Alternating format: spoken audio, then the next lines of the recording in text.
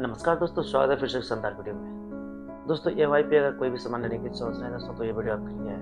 क्योंकि दोस्तों मैं आज इस वीडियो में बताएंगे कि ईएमआई पे अगर आप कोई भी चीज़ लेते हैं तो उसके लिए आपको क्या-क्या डॉक्यूमेंट्स लगता है, उसके लिए क्या प्रोसेस है, उसमें कितना परसेंट डाउन पेमेंट करना होता है, कितना ईएमआई आपको महीने के कितने ईएमआई कटता है दोस्तों, कितने मंथ तक ईएमआई चलता है दोस्तों।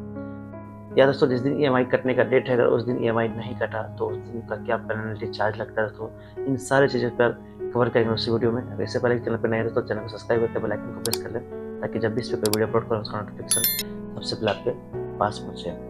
दोस्तों सबसे पहले आपको बताएंगे दोस्तों कि जैसे ही अगर आप किसी भी प्रोडक्ट को अगर आप ईएमआई पे परचेज करना चाहते हैं दोस्तों, तो सबसे पहले आपको क्या है उसके लिए क्या क्या डॉक्यूमेंट्स चाहिए दोस्तों। डॉक्यूमेंट्स की बात की दोस्तों तो सबसे पहले आपको आधार कार्ड चाहिए, आधार कार्ड, पैन कार्ड और बैंक डिटेल्स चाहिए दोस्तों। बस ये 3 चीज़ चाहिए दोस्तों।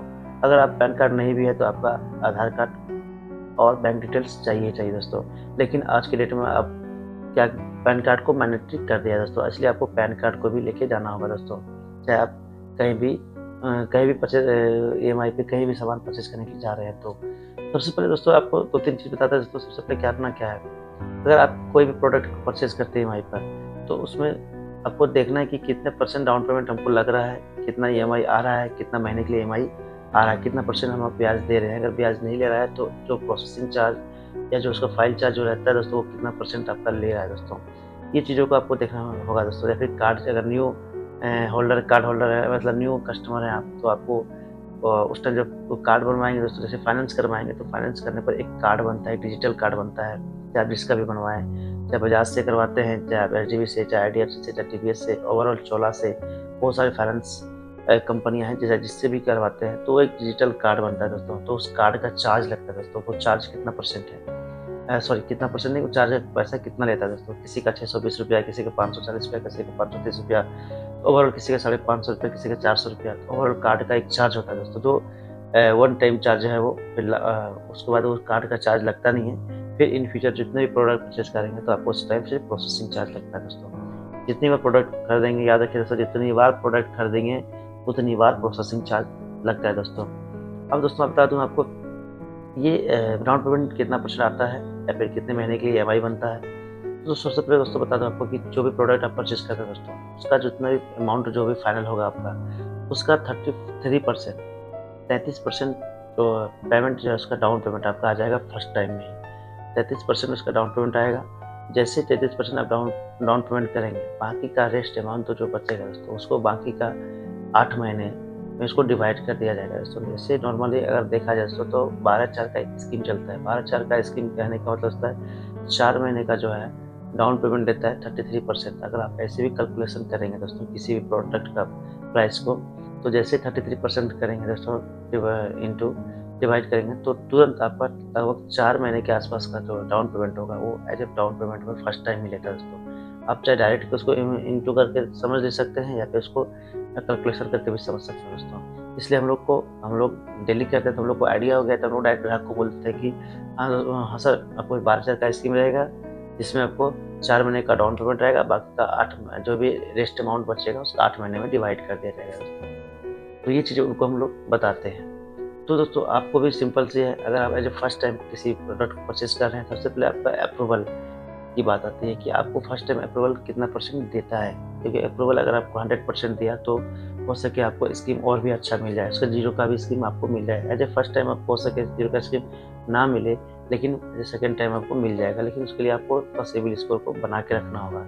आपका जो भी प्रोडक्ट फाइनेंस करा रहे हैं दोस्तों, उसको आप ईएमआई को कंटिन्यू आपको चलाना होगा, कभी भी एक भी बाउंसिंग कराना नहीं होगा।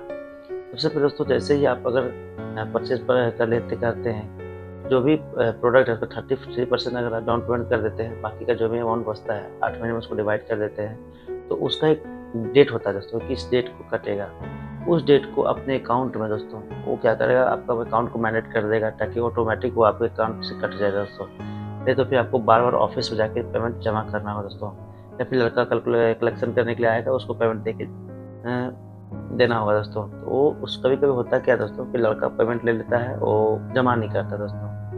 तो इसके कारण कि आपका जो है वहाँ आपका जो ईएमआई होता है बाउंस कर जाता है दोस्तों। तो बाउंस करता है तो बाउंस का चार्ज लगता है दोस्तों, प्लस आपका बाउंसिंग का एक अलग मतलब 2 बार चार्ज आएगा दोस्तों, एक्स्ट्रा चार्ज लगता है। कैसे, एक बार बैंक बाउंसिंग चार्ज हो गया आपका लगभग 550 रुपये, और बैंक चार्ज करती है 299 रुपये। 500 550 जो कटेगा तो वन टाइम कटेगा, लेकिन जो 299 कटेगा दोस्तों लगभग वो लगभग 5 से 6 बार कट जाएगा दोस्तों आपको। अगर आप एक बार बोनस कराते हैं दोस्तों तो लगभग 300 रुपये करके आप 6 बार चले सकते हैं, लगभग 1800 रुपये इधर और 500 550 रुपया होता है, यानी कि दोस्तों आपका लगभग 18 4 22 23 लगभग 2300-2400 रुपये का आपका लॉस करेगा दोस्तों अगर एक बार आप बोनस करते हैं दोस्तों। तो आप परेशान हो जाइएगा दोस्तों, इसलिए आप जब भी फाइनेंस कराते हैं याद रखिए दोस्तों कि जिस डेट को आपका EMI काटने का है उसका उस डेट का एक या दो दिन पहले भी अपने अकाउंट में पैसा को क्रेडिट करके रख ले, जमा करके रख ले दोस्तों, जिससे कि आपका जो भी बॉन्ड्स EMI हो सर टाइम से वो कट जाए दोस्तों, जो बॉन्ड्स ना करे दोस्तों। उसके बाद दोस्तों अगर आपका EMI सही से चल गया, अगर आप एज ए फर्स्ट टाइम अगर कोई प्रोडक्ट खरीदे हैं दोस्तों तो उसमें आपको ज़्यादा अप्रूवल नहीं देता है दोस्तों, 30,000 25,000 इतना का अप्रूवल देता है दोस्तों। उसमें अगर उसको सही ढंग से आप EMI चला लिए, डाउन पेमेंट सही से करके EMI चला लिए दोस्तों, तो फिर नेक्स्ट टाइम जो है ना अप्रूवल आपका बढ़ जाता है। जैसे 30,000 का जो फर्स्ट टाइम था तो सेकंड टाइम आप सके आपको 50,000 का मिल जाए।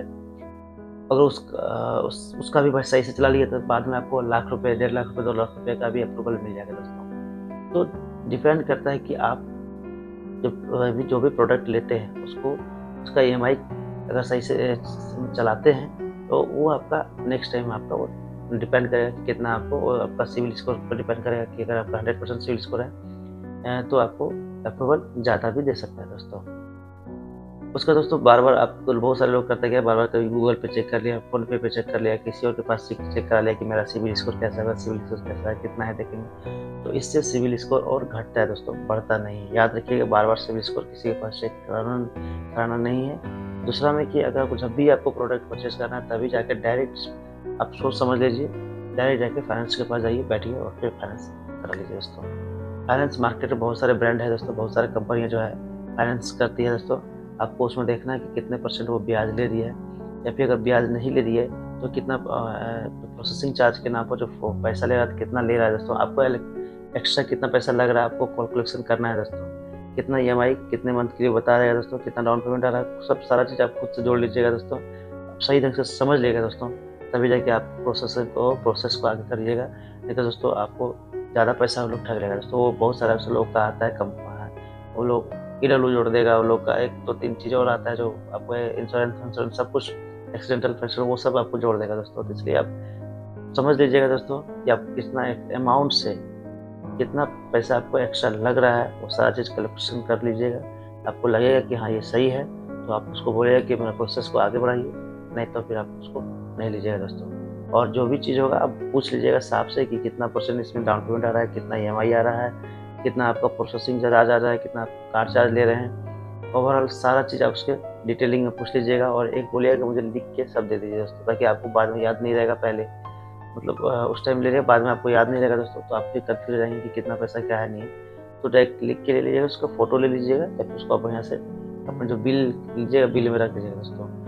एज ए फर्स्ट टाइम आपको एक चीज़ और बता दोस्तों कि एज ए फर्स्ट टाइम जैसे अगर बजाज वगैरह से लेते हैं ना, उसमें फर्स्ट टाइम जो है ना शायद 199 रुपये एक्स्ट्रा काटता है दोस्तों। ये भी चीज़ आप देख लीजिए, हाँ ध्यान दीजिएगा दोस्तों कि एज ए फर्स्ट टाइम जो है ना, फर्स्ट टाइम मैंने कीजिए पहला जो EMI कटेगा आपको, उसमें जितना भी आपका EMI का अमाउंट होगा उसमें से 199 रुपये आपको एक्स्ट्रा और कटेगा। फर्स्ट टाइम भी कटेगा, बार बार नहीं कटेगा, ये एक ही टाइम कटेगा और फिर बाद में नहीं कटेगा। अगर बाद में कटा तो आप जाके उस लड़के को जिससे फाइनेंस कराएंगे या फिर जो कंपनी का फाइनेंस होगा उसका ऑफिस में जाके उस चीज़ के लिए आप पे कंप्लेन करेंगे तो उसको सही कर देगा दोस्तों। तो दोस्तों इन सब चीज़ों को ध्यान में देखते हुए प्रोडक्ट को फाइनेंस कराना है।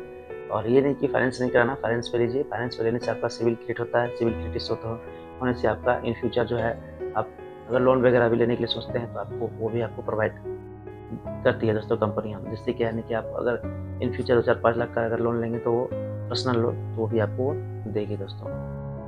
उम्मीद करते हैं दोस्तों वीडियो आपको अच्छा लगा हो, समझ में आया हो कि EMI पे लेने के लिए आपको क्या करना होता है और कैसे आपको EMI पे मिलेगा। अगर वीडियो अच्छा लगा हो तो लाइक कमेंट शेयर जरूर करें और ऐसे टेक्निकल चीज़ देखने के लिए दोस्तों मेरे चैनल को सब्सक्राइब कर लें, ताकि जब भी इस पर कोई वीडियो अपलोड करो उसका नोटिफिकेशन सबसे पहले आपके पास पहुंचे दोस्तों। चलिए दोस्तों मिलते हैं नेक्स्ट वीडियो में, तब तक जय हिंद।